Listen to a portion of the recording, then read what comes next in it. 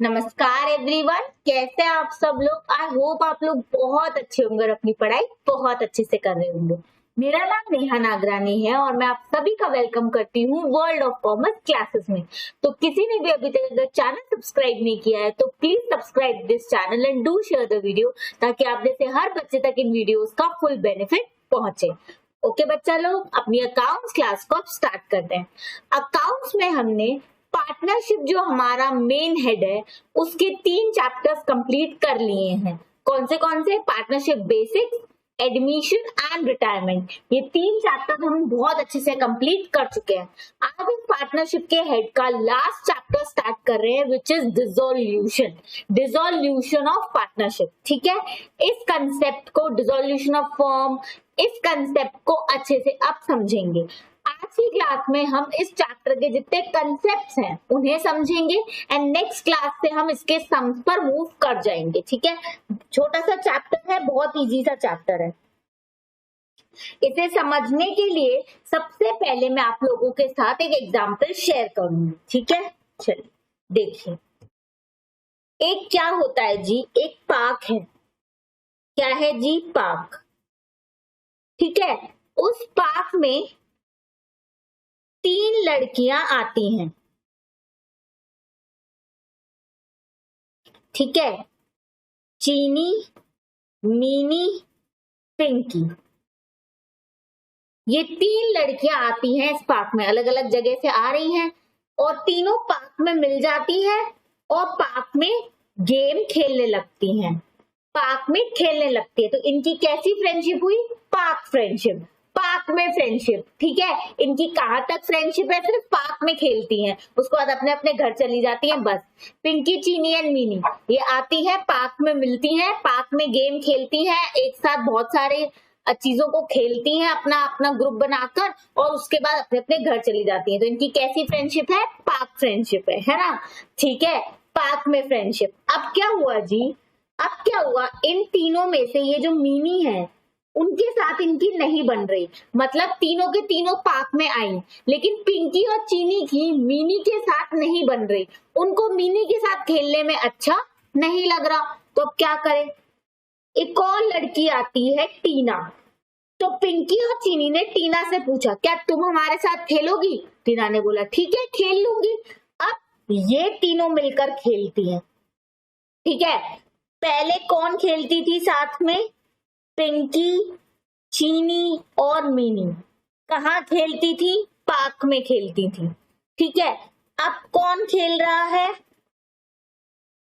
अब खेल रहा है पिंकी, चीनी और टीना, क्योंकि मिनी के साथ इनको मजा नहीं आ रहा है खेलने में। अब ये तीनों भी पार्क में ही खेलती हैं। ठीक है, पार्क फ्रेंडशिप है इनकी, पार्क में खेलती है, पार्क की दोस्ती है, बस। पार्क में खेलती है, उसके बाद अपने अपने घर चली जाती है। अब क्या हुआ? अब हुआ पिंकी, चीनी और टीना आई, लेकिन अब वो पार्क ही बंद हो चुका है।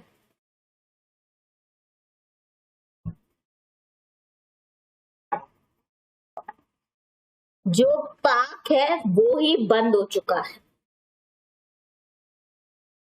अब क्या होगा भाई? एक सेकेंड। पार्क बंद हो चुका है। अब जब पार्क ही बंद हो चुका है तो ये पिंकी, चीनी और टीना कहाँ खेलेंगी? ये आई अपने अपने घर से खेलने तो आई, लेकिन पार्क ही बंद हो चुका। तो अब यहाँ क्या हुआ? पार्क ही बंद हो गया, तो इनकी पार्क में होने वाली फ्रेंडशिप जहां ये मिलकर खेलती थी वो भी बंद हो गई। पिंकी, चीनी एंड टीना की, इनकी पार्क में होने वाली दोस्ती भी बंद हो गई, क्योंकि अब ये साथ में खेलेंगी नहीं, क्योंकि ये आएंगे अपने अपने घर से, लेकिन उन्होंने देखा रही है तो पार्क ही बंद हो चुका है। अब हम कहाँ खेले? अपने अपने घर चली गई, तो अब ना ये साथ में खेल पाती है, बिकॉज पार्क ही बंद हो गया। तो इनकी पार्क की दोस्ती भी वही खत्म हो गई। ये है आपके सामने 2 सिनेरियो। अच्छे से समझ आए ये दोनों सिनेरियो? बस यही है dissolution of firm and dissolution of partnership. Ma'am कैसे? अभी समझते हैं, देखिए। डिसोल्यूशन ऑफ पार्टनरशिप, पार्टनरशिप का डिसॉल्व होने का मतलब क्या है? फर्म तो चल रही है, फर्म बंद नहीं हुई है, हो सकता है पहले जो पार्टनर्स थे उनमें कुछ चेंज आ गया हो, जैसे जैसे जैसे पहले 3 पार्टनर्स थे, अब एक पार्टनर रिटायर हो गया या एक पार्टनर की डेथ हो गई, तो बचे हुए 2 पार्टनर्स डिसाइड कर सकते हैं कि हम तो कंटिन्यू करेंगे। तो अब इस केस में पार्टनरशिप डिसॉल्व हो गई। पार्टनरशिप कैसे डिसॉल्व हुई? पहले जो पार्टनरशिप 3 पार्टनर्स में थी, अब वो पार्टनरशिप 2 में रह गई, तो पार्टनरशिप बदल गई। पहली वाली पार्टनरशिप खत्म हो गई क्योंकि अब 2 लोगों के बीच में पार्टनरशिप है, तो पुरानी पार्टनरशिप डिसॉल्व हो गई, नई पार्टनरशिप, ध्यान से नई पार्टनरशिप बन गई। लेकिन क्या फर्म बंद हुई है? नहीं, फर्म कंटिन्यू। जैसे मैंने आपको एग्जांपल दिया था, पहले पार्क में पिंकी, चीनी और मीनी साथ में खेलते थे, अब उनको मीनी के साथ मजा नहीं आ रहा, तो अब कौन खेलता है? पिंकी, चीनी एंड टीना खेलते हैं साथ में पार्क में। तो अब क्या हुआ?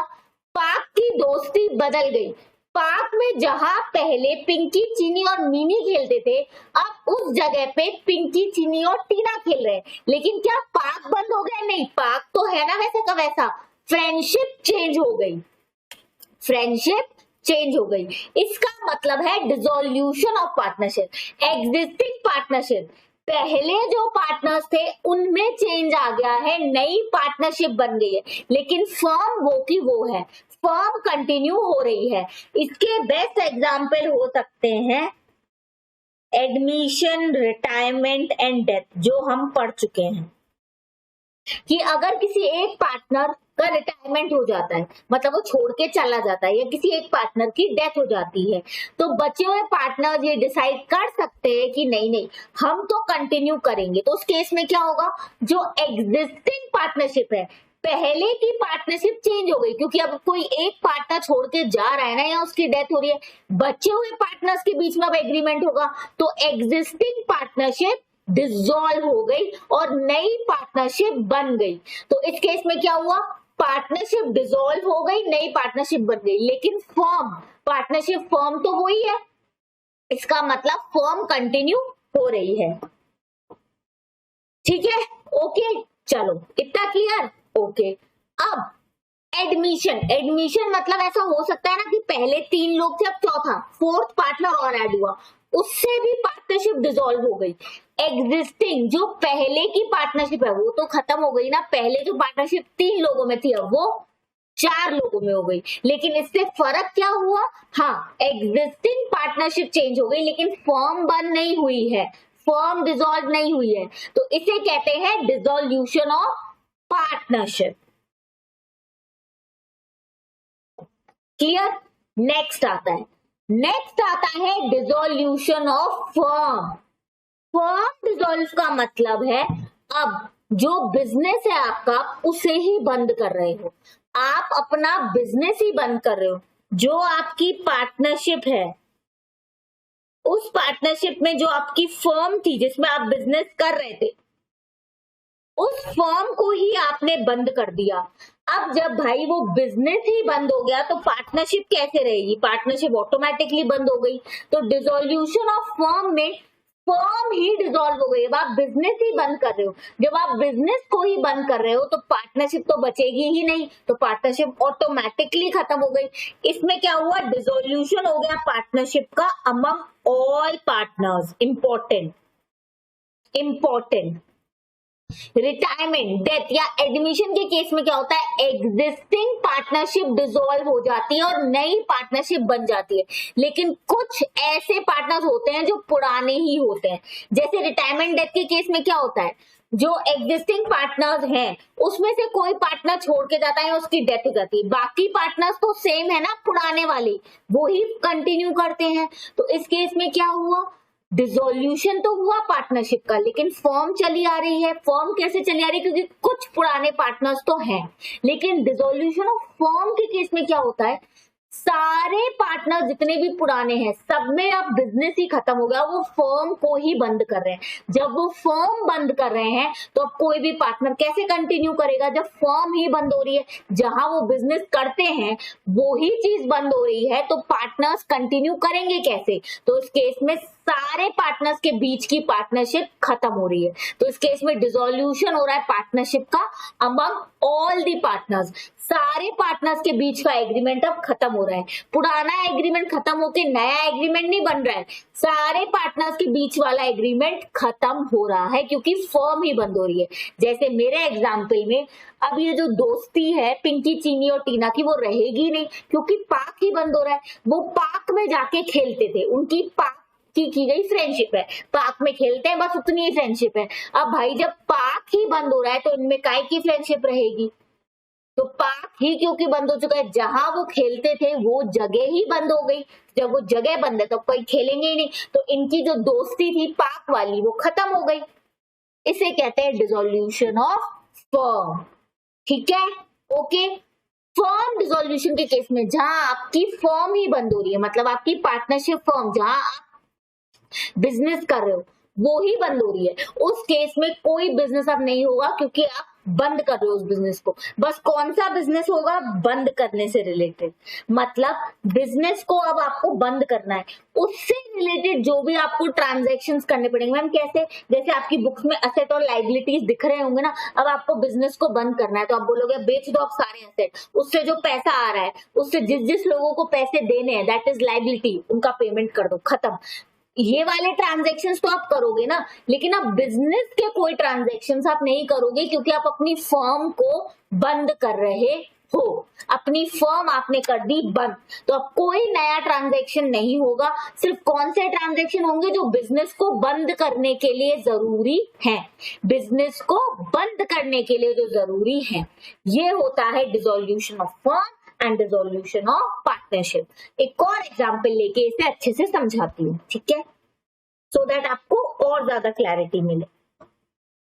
देखिए, एक पार्टनरशिप फर्म है, हम नाम क्या ले ले? Neha partnership firm, Neha partnership firm. अब इसके अंदर नेहा, टीना और शीना, ये 3 पार्टनर्स हैं, ठीक है। इन 3 पार्टनर्स ने मिलकर ये नेहा पार्टनरशिप फर्म बनाई। अब क्या हुआ जी? शीना जी बोल रही है मैं इस फर्म को छोड़ के जा रही हूं, मैं रिटायर हो रही हूं, जाओ छोड़ के। तो अब नेहा और टीना ने क्या डिसाइड किया? या शीना छोड़ के जा रही है ना, हमें क्या लेना देना, हम लोग तो कंटिन्यू करते हैं, हम लोग तो कंटिन्यू करते हैं। अगर नेहा और टीना आपस में ये डिसाइड करें कि हमें बिजनेस बंद नहीं करना, हम तो कंटिन्यू करेंगे, तो वो इस नेहा पार्टनरशिप फर्म को कंटिन्यू कर रहे हैं। कौन? नेहा एंड टीना। अब इससे क्या हुआ? जो ये एग्जिस्टिंग एग्रीमेंट है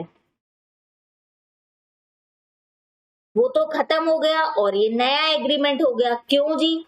क्योंकि पहले partner Neha, Tina and Sheena थे, अब सिर्फ नेहा और टीना पार्टनर रहे, तो एग्जिस्टिंग एग्रीमेंट खत्म और ये नया एग्रीमेंट आ गया। तो ये डिसोल्यूशन ऑफ पार्टनरशिप हुआ, डिसोल्यूशन ऑफ पुराना पार्टनरशिप। ये वाली पार्टनरशिप तो खत्म हो गई ना, तो ये हो गया डिसोल्यूशन ऑफ पार्टनरशिप, ठीक है। 1 सेकेंड, ये हो गया पार्टनरशिप का डिसोल्यूशन और नई पार्टनरशिप बन गई।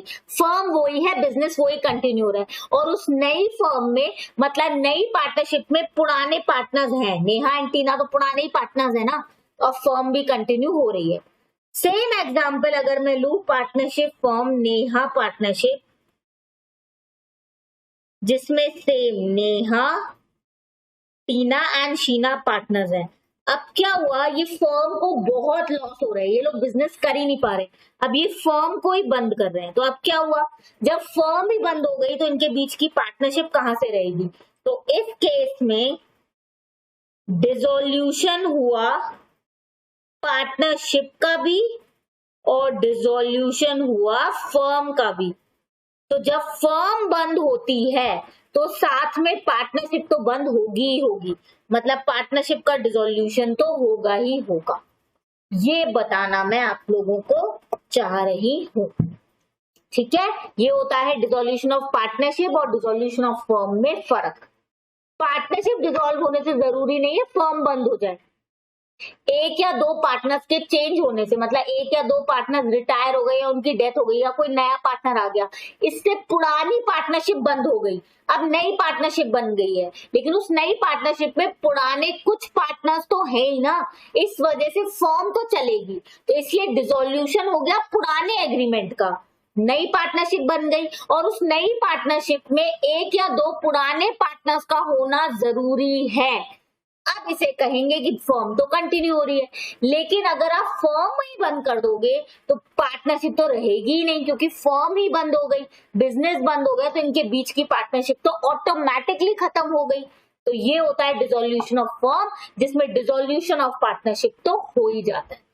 ओके, क्लियर, फर्क अच्छे से समझ आया? ठीक है, तो ये था जी हमारा 1 second, dissolution of partnership, existing partnership dissolve लेकिन फर्म में continue, and dissolution of firm, जहां पे डिसोल्यूशन हो जाता है सारे पार्टनर्स के बीच में पार्टनरशिप का, क्योंकि फर्म ही बंद हो जाती है। No business is transacted except activities relating to closing of business, कोई बिजनेस अब हम नहीं करते क्योंकि फर्म ही बंद हो गई है, बस वो वाले ट्रांजेक्शन्स करेंगे जो बिजनेस को बंद करने के लिए जरूरी है। ठीक है, आगे चले, आ जाओ जी। अब आगे क्या है, आगे वो बोलते हैं कि भाई फर्म कैसे बंद होगी। देखो फर्म कब बंद होगी,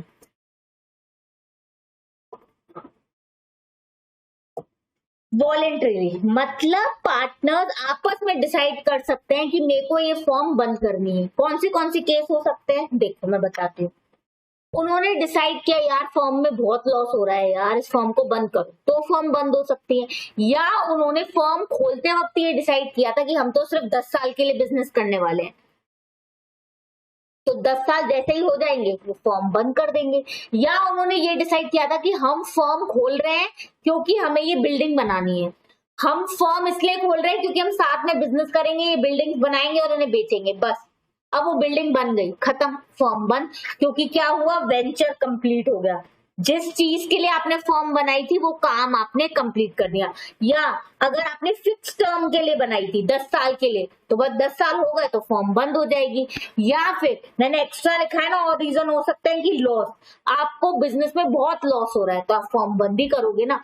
या फिर डेथ, डेथ के केस में कैसे, देखो 3 पार्टनर्स हैं, अब उसमें से एक पार्टनर की अगर डेथ हो जाती है तो बचे हुए दो पार्टनर्स या तो डिसाइड कर सकते हैं कि चलो हम लोग कंटिन्यू करते हैं, हम इस फॉर्म को बंद नहीं कर रहे, हम चलाएंगे।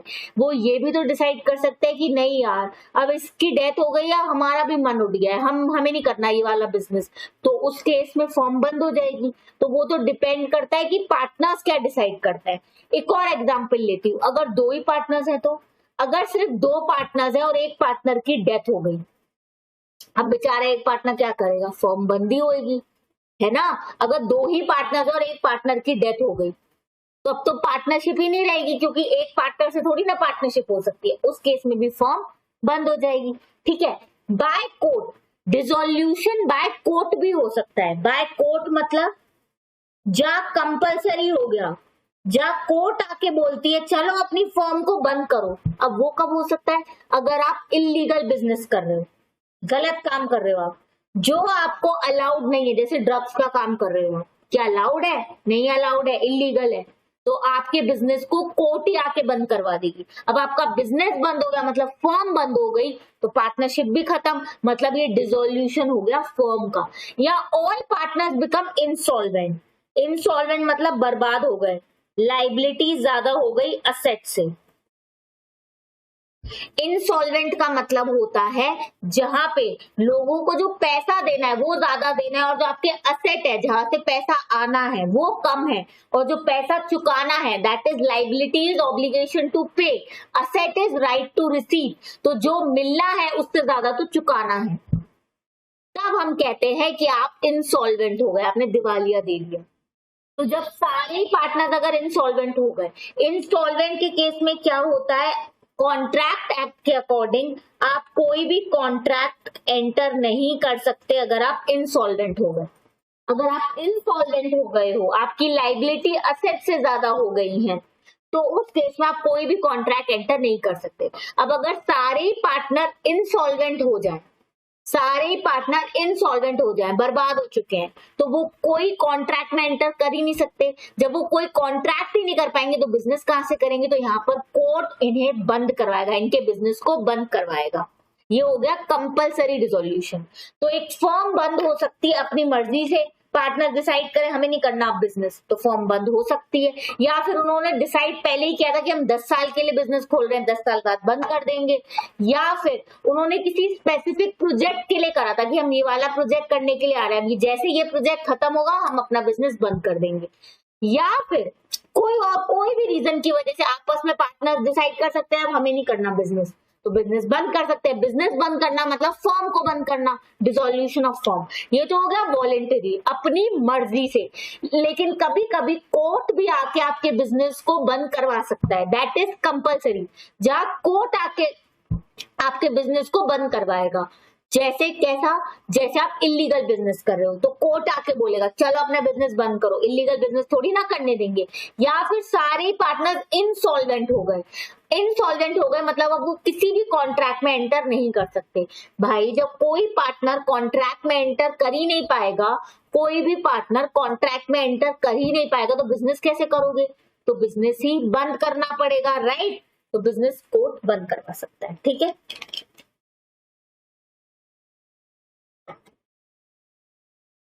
अब यहाँ एक और पॉइंट है बच्चा, क्या पॉइंट है?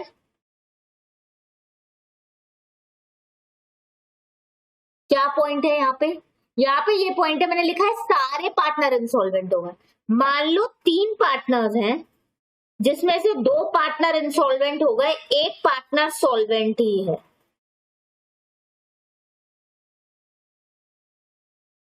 विजिबल है सबको? ठीक है। 3 पार्टनर्स हैं, 2 पार्टनर इंसॉल्वेंट हो गए, एक पार्टनर सॉल्वेंट ही है। तो क्या कोर्ट बिजनेस बंद करवाएगा? हाँ बिल्कुल बंद करवाएगा। क्यों? क्यों? सिर्फ एक ही पार्टनर है जो सॉल्वेंट है, बाकी दोनों पार्टनर इंसॉल्वेंट है, तो ये कॉन्ट्रैक्ट में एंटर कर नहीं सकते। सिर्फ एक ही जना बचा है जो कॉन्ट्रैक्ट एंटर कर सकते हैं। अब पार्टनरशिप में कम से कम 2 लोगों का होना तो जरूरी है ना, 2 लोग मिलके ही पार्टनरशिप बना सकते हैं, मिनिमम 2। अब यहाँ 3 में से 2 लोग तो पार्टनरशिप में एंटर ही नहीं कर सकते, ये इनसॉल्वेंट हो चुके हैं, तो एक जना कैसे पार्टनरशिप बनाएगा? तो इस केस में भी कोर्ट बिजनेस को बंद करवा देगा। या फिर मान लो 4 लोग हैं, 4 में से 3 इंसॉल्वेंट हो गए, एक सॉल्वेंट है। इस केस चाहे कितने भी पार्टनर्स हो, अगर मान लो मतलब लिखा है सारे पार्टनर इंसॉल्वेंट हो गए एक्सेप्ट 1, मतलब जितने भी पार्टनर हो सबके सब इंसॉल्वेंट हो गए एक को छोड़ के, उस केस में भी कोर्ट बिजनेस बंद करवाएगा ही, क्योंकि कोई एक जना तो पार्टनरशिप में एंटर ही नहीं कर सकता है, बाकी सारे तो इंसॉल्वेंट हो गए हैं, वो बिजनेस कर नहीं सकते। और एक अकेला जना पार्टनरशिप फॉर्म ऑफ बिजनेस नहीं कर सकता, पार्टनरशिप के लिए मिनिमम 2 लोगों की जरूरत है। इसीलिए जब सारे पार्टनर इंसॉल्वेंट हो जाते हैं एक को छोड़ के, उस केस में भी कोर्ट बिजनेस बंद करवाएगा। ओके, तो मतलब डिसोल्यूशन ऑफ फर्म, बिजनेस बंद कब हो सकता है? अपनी मर्जी से, दैट इज वॉलेंटरी, या कोर्ट के ऑर्डर से, जहां कोर्ट बोल दे। ओके ठीक है, आगे बढ़ते हैं। अब है settlement of account. Settlement of account क्या चीज है? बहुत सिंपल, देखो ध्यान से।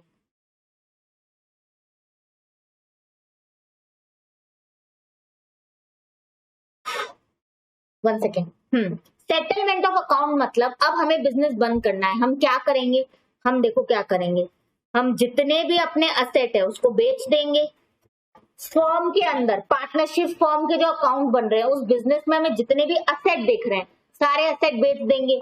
उससे जो पैसा हमें रियलाइज होगा, जो पैसा आएगा, उस पैसे से सबसे पहले आउटसाइड लाइबिलिटी का पेमेंट होगा।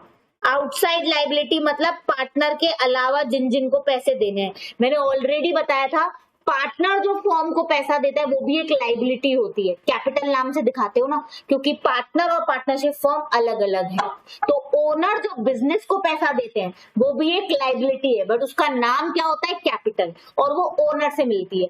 तो जब हम सारे असेट को बेच देंगे उससे जो पैसा आएगा उससे सबसे पहले हम आउटसाइड लोगों को पैसा देंगे, जो ओनर नहीं है, जो आउटसाइडर्स हैं, उनको हमें जितने पैसे चुकाने हैं सबसे पहले हम वो पैसे चुकाएंगे, तो हम आउटसाइडर को पैसे चुका देंगे।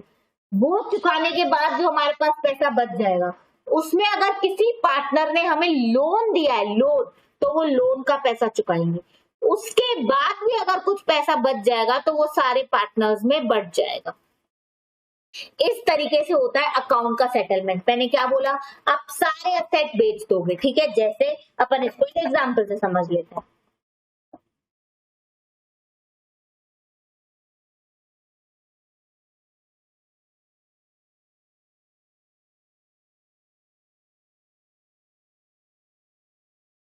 ठीक है, आ जाओ।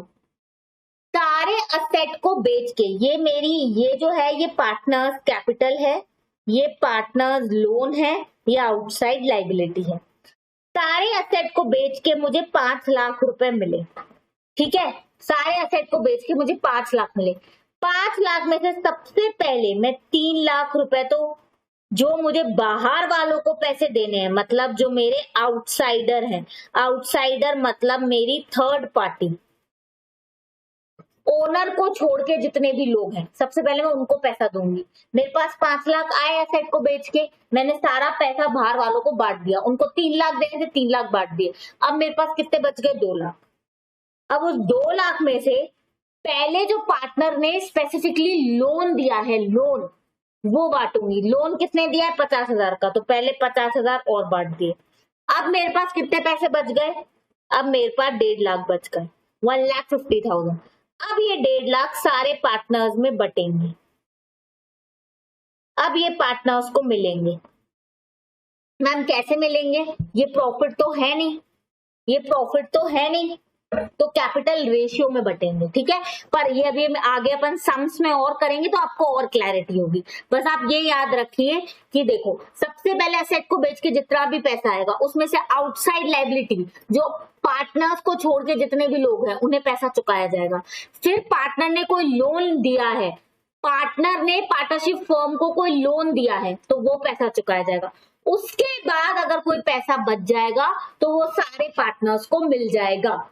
1 सेकेंड, हाँ, वो सारे पार्टनर्स को मिल जाएगा। कैसे मिलेगा, वैसे कैपिटल रेशियो में भी हो सकता है या प्रॉफिट शेयरिंग रेशियो में भी हो सकता है, वो हम क्वेश्चन में स्पेसिफिकली सीखेंगे। आप बस फॉर्मेट याद रखिए, मतलब वो ऑर्डर याद रखिए। ऑर्डर क्या है, देखिए कि असेट का पैसा सबसे पहले जो थर्ड पार्टी है उनको चुकाया जाएगा, फिर कुछ बच जाएगा तो जो पार्टनर ने लोन लिया है उनको दिया जाएगा, फिर कुछ बच जाएगा तो वो रेसिड्यू पार्टनर्स में बच जाएगा। ओके, क्लियर, ठीक है। अब एक और टॉपिक, 1 सेकेंड, एक और टॉपिक है private debt and firm debt. अब ये क्या होते हैं, ध्यान से समझिए, ध्यान से देखिए। फर्म डेट मतलब ऐसी लाइबिलिटी जो फर्म के नाम पे है,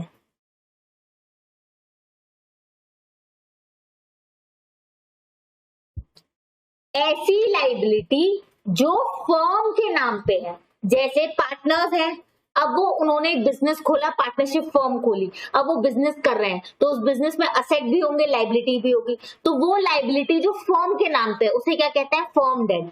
अब फर्म डेट के केस में क्या होता है, देखिए, सबसे पहले फर्म की प्रॉपर्टी, फर्म प्रॉपर्टी का मतलब होता है फर्म के असेट, क्योंकि आप बिजनेस कर रहे हो तो बिजनेस के असेट्स भी होंगे, बिजनेस की लाइबिलिटी भी होगी। तो जो बिजनेस की लाइबिलिटी है, जो पैसे चुकाने हैं, सबसे पहले कैसे चुकाए जाएंगे, वो बिजनेस के असेट से, बिजनेस के असेट से। तो क्या होता है जी, क्या होता है, बिजनेस के जो असेट हैं, बिजनेस के जो असेट्स हैं उससे सबसे पहले बिजनेस की लाइबिलिटी का पेमेंट हो जाता है, ठीक है। बिजनेस की लाइबिलिटी का पेमेंट हो गया, मतलब फर्म की प्रॉपर्टी से फर्म ऑब्लिगेशन पहले मीट करे जाएंगे। फर्म ऑब्लिगेशन मतलब, ध्यान से, बिजनेस की लाइबिलिटी, तो बिजनेस के असेट से, फर्म प्रॉपर्टी मतलब बिजनेस के असेट, बिजनेस के असेट से सबसे पहले क्या हो जाएगा जी, बिजनेस की लाइबिलिटी का पेमेंट हो गया वो। उसके बाद अगर कुछ बच गया, सरप्लस बच गया, वो पार्टनर्स में डिवाइड होगा। कैसे डिवाइड होगा, एज पर क्लेम। मैम ये क्या लिखा है, ये क्या लिखा है, हमें कुछ समझ नहीं आ रहा। देखो ध्यान से, इसको मैं एग्जाम्पल से आप लोग को समझाती हूँ, बहुत अच्छे से समझ आएगा। आ जाओ, अच्छे से सब लोग ध्यान देंगे तो बहुत बेहतरीन समझ में आएगा। ठीक है, अपन दो पार्टनर्स लेते हैं, टीना एंड शीना। ठीक है, अब ये जो फर्म है टीना एंड शीना की, इसमें 10 लाख के असेट दिख रहे हैं और 6 लाख की लाइबिलिटी है। बाकी का पार्टनर्स का पैसा वैसा लगा हुआ होगा, तो लाइबिलिटी आउटसाइडर को पेमेंट 6 लाख का करना है। ठीक है, और टीना और शीना ने अपना पर्सनल लाइबिलिटी भी है। देखो ध्यान से समझो, फर्म डेट का मतलब होता है फर्म के ऑब्लिगेशन, मतलब फर्म की लाइबिलिटी। फर्म डेट का मतलब होता है फर्म के नाम पे जो लाइबिलिटी है। ठीक है, और प्राइवेट डेट का मतलब होता है पार्टनर के नाम पे जो लाइबिलिटी है।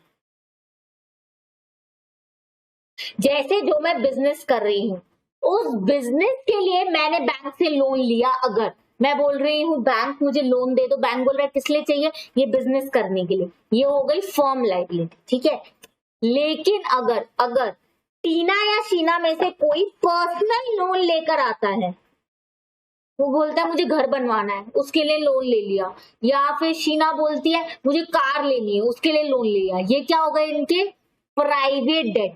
क्या हो गए प्राइवेट डेट, तो ये पार्टनर की अपनी पर्सनल लाइबिलिटी है ना, है ना, है ना, है ना। अब क्या होगा देखो, फर्म के असेट में से, आप बताइए खुद दिमाग लगाइए, फर्म के असेट में से, जो फर्म के असेट है, बिजनेस करने से जो असेट है, उसमें से सबसे पहले कौन सा पैसा चुकाना चाहिए, ऑफ कोर्स जो फर्म का पैसा चुकाना है वो चुकाना चाहिए। ठीक है, तो हमने क्या बोला, फर्म के असेट है 10 लाख। अब इसमें से फर्म की लाइबिलिटी आउटसाइडर को जो पेमेंट करना है 6 लाख का, तो कितने बच गए 4 लाख। अब ये 4 लाख किसको मिलने चाहिए, टीना एंड शीना को। अब कैसे मिले भैया, कैसे मिले, अब देखो अगर इनके पर्सनल डेट भी है, पर्सनल डेट मतलब टीना को अपना पर्सनल 2 लाख का लोन चुकाना है और शीना को अपना 1 लाख का लोन चुकाना है। ठीक है, टीना को अपना 2 लाख का लोन चुकाना है, शीना को अपना 1 लाख का लोन चुकाना है, मतलब 2:1। तो ये 4 लाख 2:1 के रेशियो में टीना एंड शीना में बटेंगे। मैम ये तो गलत है, अब पार्टनर ने जो लोन, वैसे तो ये 4 लाख कैसे बटने चाहिए, प्रॉफिट शेयरिंग रेशियो में या फिर कैपिटल रेशियो में, जिस पार्टनर ने जितना कैपिटल दिया है उस रेशियो में, या जिस पार्टनर ने जितना प्रॉफिट आपस में जैसे बांटेंगे उस रेशियो में। ये लाइबिलिटी के रेशियो में क्यों बांट रहे हो, बिकॉज आपने पार्टनरशिप फॉर्म में पढ़ा है क्या, एक तो पार्टनरशिप फॉर्म में लाइबिलिटी रहती है अनलिमिटेड। इसका मतलब अगर आप फर्म की लाइबिलिटी फर्म के असेट से नहीं पे कर पा रहे हो तो आप पर्सनल असेट भी बेच सकते हो। और दूसरा, लाइबिलिटी जॉइंट एंड सेवरल भी रहती है, एक पार्टनर के ऊपर की लाइबिलिटी सारे पार्टनर्स की होती है। ठीक है, तो इसीलिए भाई फर्म के 10 लाख का, में से बाहर वालों को जो 6 लाख देने वो तो दे दिया, अब ये 4 लाख टीना और शीना को मिलेंगे, बच गया जो सरप्लस। कैसे मिलेंगे, हम ये देखेंगे, टीना और शीना के अपने पर्सनल डेट भी तो है। टीना का डेट है 2 लाख का, शीना का डेट है 1 लाख का, ये पैसे चुकाने हैं, तो ये जो 4 लाख है ये 2:1 में टीना एंड शीना को बढ़ जाएंगे। ठीक है, यही इधर लिखा है, ध्यान से आ जाइए, surplus divided as per claim, जितना क्लेम जिसका है, ठीक है, एज पर क्लेम डिवाइड होगा। अब देखो ये भी डिपेंड करता है कि एग्रीमेंट कैसा है। अगर इन्होंने एग्रीमेंट किया है कि हम तो ये सरप्लस, मतलब जब पार्टनरशिप फर्म इन्होंने बनाई तभी इन्होंने कहा अगर कभी फ्यूचर में हम कभी इस बिजनेस को अगर बंद करेंगे तो जो भी सरप्लस होगा वो हम कैपिटल रेशियो में बांटेंगे, जिसने जितना पैसा लगाया है उस रेशियो में बांटेंगे, या प्रॉफिट शेयरिंग रेशियो में बांटेंगे, फिर ये सरप्लस वैसे ही डिवाइड होगा। क्योंकि यहाँ वर्ड क्या लिखा है, एज पर क्लेम, जिसका जितना एग्रीमेंट हुआ है। ठीक है, ओके, तो ये चीज कैसे बढ़ सकती है, देखो मेरे एग्जाम्पल में, जिसकी जितनी पर्सनल लाइबिलिटी है उस रेशियो में, दैट इज 2:1 में, या फिर कैपिटल रेशियो में, या फिर प्रॉफिट शेयरिंग रेशियो में, डिपेंड ऑन दी एग्रीमेंट कि एग्रीमेंट कैसा है। ठीक है, अब एक और चीज समझो, अगर पर्सनल प्रॉपर्टी होती है पार्टनर्स की, तो मैंने आपको क्या बोला कि जो फर्म है, पार्टनरशिप फर्म में लाइबिलिटी अनलिमिटेड रहती है। मतलब अगर आपके असेट से ज्यादा की लाइबिलिटी है तो वो पैसा पार्टनर्स अपनी पर्सनल प्रॉपर्टी बेच के भी चुकाएंगे भाई, चुकाएंगे। ठीक है, लेकिन अब पहले क्या होता है देखो, ध्यान से समझो। टीना एंड शीना, टीना की प्रॉपर्टी है मान लो 20 लाख की, शीना की है 10 लाख की। ठीक है, ये फर्म है, फर्म में असेट है 3 लाख के, लाइबिलिटी है 6 लाख की। अरे बाप रे, अब फर्म में आपके 3 लाख के असेट हैं, ठीक है, उसको बेच वाला आपको 3 लाख आए, लेकिन चुकाने कितने, 6 लाख। चलो 3 लाख तो आप चुका दोगे, बच गए ना बाकी के 3 लाख। अब ये 3 लाख किसको चुकाने पड़ेंगे, टीना एंड शीना जो पार्टनर्स है उनको चुकाने पड़ेंगे अपनी पर्सनल प्रॉपर्टी से, अपनी पर्सनल प्रॉपर्टी से। लेकिन पर्सनल प्रॉपर्टी में से सबसे पहले जो पर्सनल लोन है वो चुकाए जाएंगे। देखो, टीना की प्रॉपर्टी है 20 लाख, लेकिन टीना बोलेगा मुझे 2 लाख तो मेरे नाम पे उधार है, पहले मैं वो चुकाऊंगा, तो 20 लाख में से 2 लाख। अब टीना के पास 18 लाख बच गए। और शीना जो है, शीना की प्रॉपर्टी है 10 लाख, वो बोलेगी इसमें 1 लाख तो मेरे पर्सनल है वो चुकाऊंगी, तो 9 लाख। तो अब टीना के पास बच गए 18 लाख और 9 लाख। अब ये जो 3 लाख की लाइबिलिटी है वो टीना एंड शीना चुकाएंगे, किस रेशियो में, या तो कैपिटल रेशियो में या फिर प्रॉफिट शेयरिंग रेशियो। और ऐसा भी हो सकता है अगर टीना के पास कोई प्रॉपर्टी बचे ही ना, कोई प्रॉपर्टी टीना की बचे ही नहीं, मतलब इस केस में तो 18 लाख बच रहे हैं। मान लो टीना के पास, अगर मैं इसको थोड़ा सा हटा दूं, टीना के पास थे ही 2 लाख, उसमें से उसने अपना पर्सनल लोन 2 लाख का चुका दिया, अब इसके पास तो कुछ पैसा बचा ही नहीं है, तो पूरे के पूरे 3 लाख शीना को चुकाने पड़ेंगे। क्यों? क्योंकि पार्टनरशिप फॉर्म में लाइबिलिटी होती है जॉइंट एंड सेवरल। अपने अपने हिस्से की लाइबिलिटी का पैसा तो देना ही देना है, साथ में अगर कोई पार्टनर पैसे ना दे तो उसके पैसे भी दूसरे पार्टनर को देने पड़ जाते हैं। पढ़ा हुआ है ना ये पार्टनरशिप बेसिक्स में। ठीक है, अब क्रक्स, फटाफट इधर आ जाओ, जल्दी जल्दी जल्दी। देखो ध्यान से, फर्म डेट, फर्म असेट। अगर फर्म के नाम पे कोई लोन है तो सबसे पहले वो लोन फर्म के असेट से चुकाते हैं। हम क्या करते हैं, हम बोलते हैं फर्म का जितना पैसा है, फर्म के नाम पे जो असेट है उसे बेच के सबसे पहले फर्म के नाम पे जो लाइबिलिटी है वो चुकाओ। उसके बाद अगर कुछ पैसा बच जाएगा तो वो पार्टनर्स में बट जाएगा। कैसे बटेगा? Depending on the agreement, profit sharing ratio या कैपिटल रेशियो, या हर पार्टनर की अपनी कितनी पर्सनल लाइबिलिटी है, मतलब फर्म के नाम पे लाइबिलिटी नहीं, उनके खुद के नाम पे उनकी कितनी लाइबिलिटी है उस रेशियो में, वो डिपेंड करता है कि एग्रीमेंट क्या है। ठीक है, और प्राइवेट डेट, अब प्राइवेट डेट में क्या होता है, अगर जो पर्टिकुलरली पार्टनर के नाम पे लाइबिलिटी है वो सबसे पहले पार्टनर की अपनी खुद की पर्सनल प्रॉपर्टी से चुकाई जाती है। मतलब हर पार्टनर की जो पर्सनल प्रॉपर्टी है उसमें से पार्टनर के नाम पे जो लाइबिलिटी है सबसे पहले वो चुकाई जाएंगी। उसके बाद अगर कुछ पैसा बच गया तो उससे फर्म की लाइबिलिटी चुकाई जाएगी। जैसे मेरे एग्जाम्पल में जो मैंने लिखा है उस केस में फर्म के असेट ही 3 लाख के हैं और लाइबिलिटी 6 लाख है। आपने सारे असेट को बेच के 3 लाख रुपए आपको मिल गए, तो आपके पास बचे ही कितने, सिर्फ 3 लाख। 3 लाख का पेमेंट कर दिया पर लाइबिलिटी तो 6 लाख है, 3 लाख और चुकाने हैं। कैसे चुकाओगे? पार्टनर्स की पर्सनल प्रॉपर्टी से। क्यों? क्योंकि पार्टनरशिप फॉर्म में लाइबिलिटी अनलिमिटेड होती है। पार्टनर्स की पर्सनल प्रॉपर्टी को बेच के भी लाइबिलिटी को चुकाना पड़ता है। लेकिन अब जो पार्टनर्स की पर्सनल प्रॉपर्टी है, उस पर्सनल प्रॉपर्टी में से सबसे पहले पर्सनल लोन चुकाए जाएंगे। जो पार्टनर्स के पर्सनल लोन है, फर्म के लोन नहीं, फर्म के नाम पे नहीं, पार्टनर के खुद के नाम पे। जैसे टीना की 20 लाख की पर्सनल प्रॉपर्टी है, जिसमें से 2 लाख तो उसका लोन ही है, पर्सनल लोन, तो उसमें 20 में से 2 चुकाए तो 18 लाख बचे। शीना की 10 लाख की प्रॉपर्टी है, जिसमें से 1 लाख उसका पर्सनल लोन है, वो चुकाया गया तो 9 लाख बचे। ठीक है, तो अब ये 3 लाख टीना और शीना अपनी पर्सनल प्रॉपर्टी में से चुकाएंगे। ठीक है, किस रेशियो में? कैपिटल रेशियो में या प्रॉफिट शेयरिंग रेशियो में? ठीक है, इस रेशियो में वो पैसा देंगे जो एग्रीमेंट में डिसाइड हुआ है। मान लो अगर टीना के पास प्रॉपर्टी सिर्फ 2 लाख की होती, तो उसमें से उसकी पर्सनल प्रॉपर्टी सिर्फ 2 लाख की है, तो 2 लाख में से सबसे पहले तो वो अपना पर्सनल लोन चुकाएगी, जो कितना का है? 2 लाख, तो उसके पास अब कुछ प्रॉपर्टी नहीं बची। लेकिन शीना की 10 लाख की प्रॉपर्टी है, जिसमें से उसने 1 लाख का लोन चुकाया, तो शीना के पास तो 9 लाख की प्रॉपर्टी बची है, और फर्म की लाइबिलिटी अभी भी 3 लाख की बची है। तो अब ये फर्म की लाइबिलिटी शीना अपनी पर्सनल प्रॉपर्टी देके चुकाएगी 3 लाख, बिकॉज पार्टनरशिप फर्म में एक तो लाइबिलिटी अनलिमिटेड होती है, second liability joint and several भी होती है।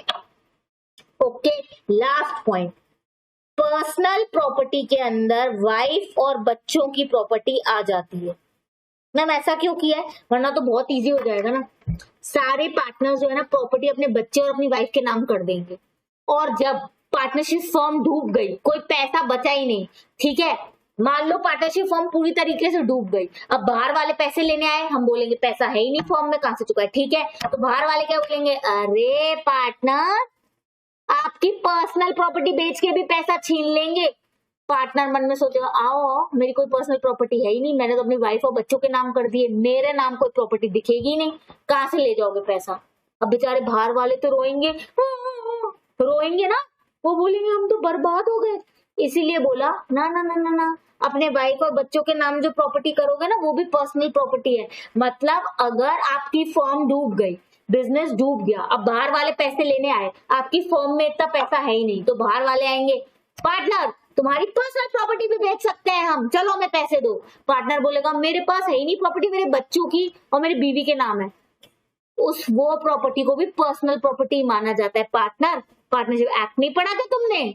अब पार्टनर की आंखें खुल गई, अरे बाप रे, सारी चालाकी धरी की धरी रह गई। तो पर्सनल प्रॉपर्टी में वाइफ और चिल्ड्रन की प्रॉपर्टी भी आती है। ठीक है, अब ये पूरा लॉजिक हमने पढ़ लिया, इसे पढ़ते हैं। देखो, अगर फर्म का डेट, फर्म की लाइबिलिटी है, तो सबसे पहले फर्म की जो प्रॉपर्टी है उसको बेच के फर्म की लाइबिलिटी मीट की जाएगी, मतलब फर्म के ऑब्लिगेशन। उसके बाद कुछ बच गया तो वो पार्टनर्स में एज पर क्लेम डिवाइड होगा। एज पर क्लेम मतलब उनके कैपिटल रेशियो में डिवाइड हो सकता है, उनके प्रॉफिट शेयरिंग रेशियो में डिवाइड हो सकता है, या फिर पार्टनर्स का जो पर्सनल लोन है, जो उन्हें अपना पर्सनल पैसे चुकाने हैं, उस रेशियो में डिवाइड हो सकता है, डिपेंडिंग ऑन दी एग्रीमेंट। अगर प्राइवेट प्रॉपर्टी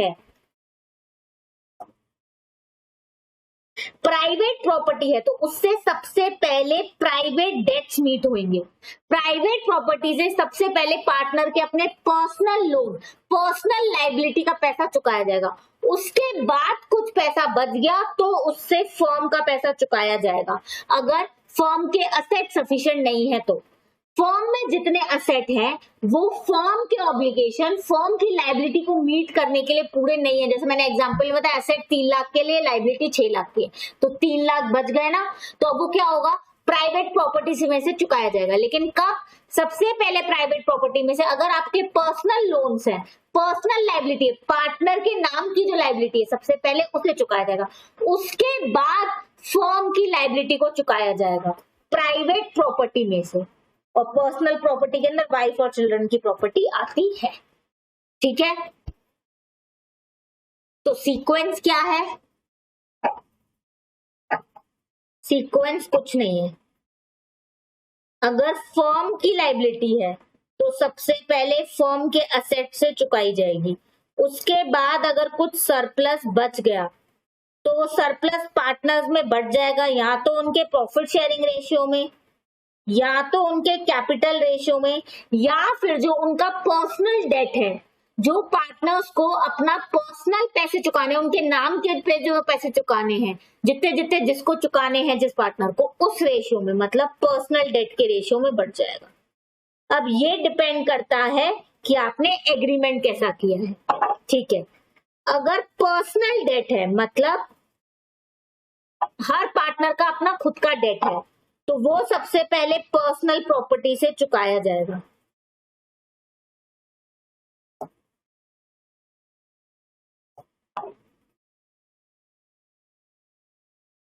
पर्सनल प्रॉपर्टी से चुकाया जाएगा। पर्सनल प्रॉपर्टी में से पर्सनल पार्टनर का अपने नाम का डेट, फर्म के नाम का नहीं, वो चुकाया जाएगा। उसके बाद अगर पर्सनल प्रॉपर्टी का सरप्लस बच गया तो उससे फर्म के डेट मीट होंगे। अगर पर्सनल प्रॉपर्टी में से पर्सनल लोन चुकाने के बाद भी प्रॉपर्टी बच गई तो उससे फर्म का डेट, जो फर्म के ऑब्लिगेशन है, फर्म की लायबिलिटी है, वो मीट होगी। अगर अगर अगर फर्म के असेट सफिशिएंट नहीं है तो फर्म के असेट कम पड़ेंगे तभी तो पर्सनल असेट के ऊपर अटैक करोगे। अगर फर्म में ही काफी असेट है तो पर्सनल असेट पर अटैक करोगे क्यों? पर्सनल असेट पर तो अटैक तब होएगा ना जब फर्म के असेट सफिशिएंट नहीं है। ठीक है, और ऐसा क्यों हो रहा है? पर्सनल प्रॉपर्टी पर अटैक क्यों हो सकता है? बिकॉज पार्टनरशिप के केस में लाइबिलिटी जो रहती है वो अनलिमिटेड रहती है और जॉइंट एंड सेवरल भी रहती है। ये था पूरा कंसेप्ट। क्लियर? चलो अब मैं आपको एक और बार दिखा देती हूँ स्टार्टिंग से। हमने स्टार्ट किया डिसोल्यूशन। डिसोल्यूशन ऑफ पार्टनरशिप भी हो सकता है, डिसोल्यूशन ऑफ फर्म। डिसोल्यूशन अपनी मर्जी से, मतलब वॉलंटरी भी हो सकता है, कोर्ट के ऑर्डर से भी हो सकता है। उसके बाद अकाउंट का सेटलमेंट हमने देखा, असेट बेच के सबसे पहले लायबिलिटी का पेमेंट होगा आउटसाइडर की तरफ, फिर पार्टनर को पेमेंट होगा, फिर कुछ बैलेंस बच गया तो पार्टनर्स में डिवाइड होगा। फिर प्राइवेट डेट और फर्म डेट का हमने कंसेप्ट देखा। इसके बाद रियलाइजेशन अकाउंट है जो हम नेक्स्ट क्लास में समझेंगे, साथ में हम इसका क्वेश्चन भी करेंगे तो और बेटर समझ में आएगा।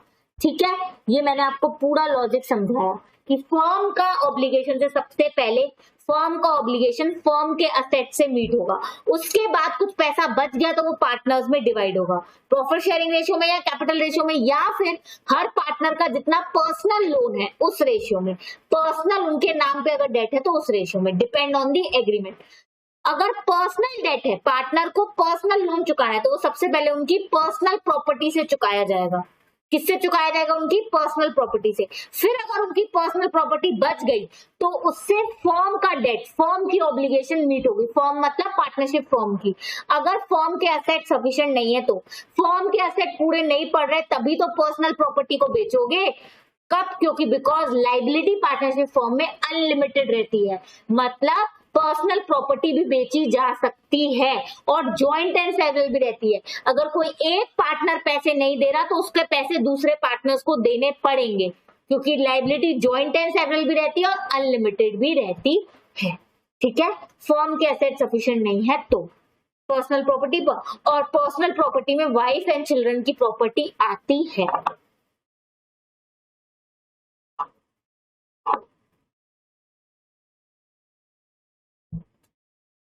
डन?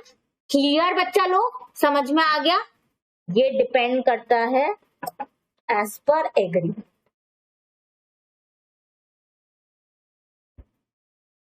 ओके, ठीक है, चलो बाकी का अपन नेक्स्ट क्लास में कंटिन्यू करेंगे। So keep smiling. हाँ जी, और प्लीज डिस्क्रिप्शन बॉक्स में आपको टेलीग्राम चैनल की लिंक मिल जाएगी, उस चैनल को प्लीज ज्वाइन कर लीजिए, बिकॉज मैं सारे एमसीक्यूज और सारे नोट्स, इंपॉर्टेंट क्वेश्चंस वहीं उसी चैनल पे पोस्ट करने वाली हूँ। हमारा बहुत जल्दी रिवीजन स्टार्ट हो जाएगा नेक्स्ट मंथ के मिडिल से शायद, तो उस मंथ से फिर मैं डेली नोट्स पोस्ट करूंगी, इंपॉर्टेंट क्वेश्चंस पोस्ट करूंगी, तो वो चैनल आपके लिए बहुत ही हेल्पफुल है। उसकी लिंक आपको डिस्क्रिप्शन बॉक्स में मिल जाएगी, प्लीज उस चैनल को ज्वाइन कीजिए, और डेली बेस पे एमसीक्यूज तो आपको उस चैनल पे मिलेंगे।